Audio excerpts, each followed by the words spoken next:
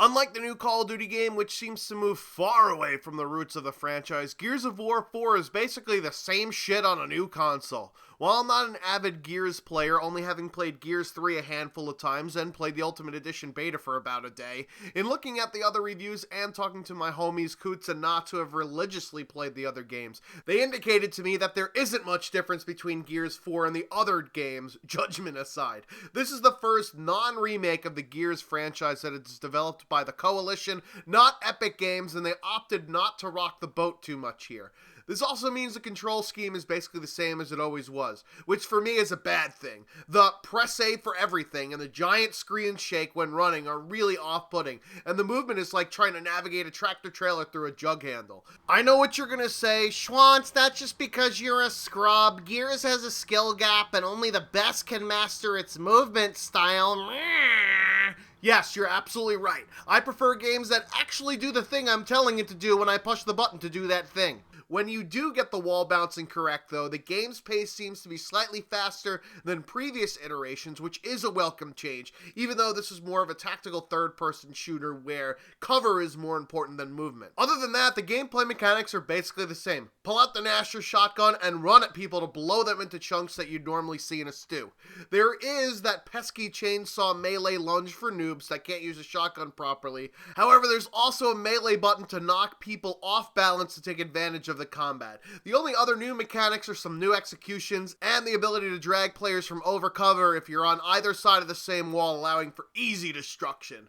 All the usual suspects are available for your loadout, including the aforementioned Nasher shotgun, the Lancer, the Hammerburst, and the pistol.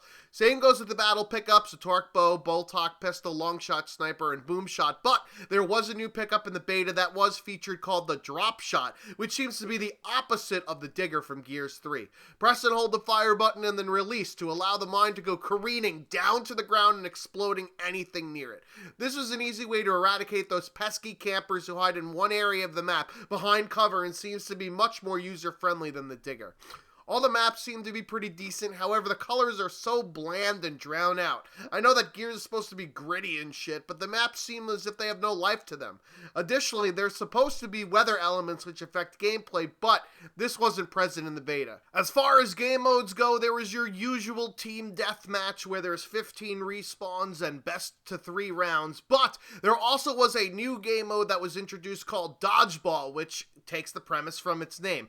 It's a 5v5 with no respawns. When you kill somebody on the other team, then somebody on your team can respawn back into the game. So, if it's 5v5 and somebody on team A kills somebody on team B, then it's 5v4. But if somebody on team B then kills somebody on team A, then team A has only 4 players and team B will get that 5th player back because team B eliminated somebody on team A. I thought that this was an interesting twist on a classic game mode, and sometimes the matches could last for fucking ever, and then other times there'd be a team that would get steamrolled, obviously. There also was a 4v4 co-op mode against AI, which I think was supposed to be for new players to the game in order to get used to everything, but this points to a Horde mode, which I know was really popular back in Gears 3. However, it wasn't in the Ultimate Edition or the beta. Nothing has been confirmed yet, but perhaps this is an E3 announcement waiting to happen. I enjoyed the time I had on this beta, but for me, this isn't worth a full game purchase, especially since I have Gears of War 3 on backwards compatibility on my Xbox One from the one time that it was free with gold. I guess after the reception that the Call of Duty trailer got, I can understand why people don't want much change in their franchise game, but this feels to me like the same shit from 2011, but now in 60 FPS instead of 30. Not to mention, you can play the original Gears games from the 360 on your Xbox One right now with backwards compatibility. Currently, this game is only available for the Xbox One, but considering that Ultimate Edition got a PC release, you'd expect to see the possibility of a PC release for this game too, in order to expand the player base. Even still, I can't see why you'd purchase the game on PC, because it's exactly like the Ultimate Edition in terms of gameplay mechanics with some minor additions. This is the fine line that developers must walk when trying to come up with new iterations on a big franchise. Change too much, the core audience will hate it, but if you change too little, it leaves no incentive to buy the next title other than because it's the new shiny thing. Bottom line, if you like Gears of War 3 and the games before it, you're gonna like Gears of War 4. It's basically the same shit on a new console.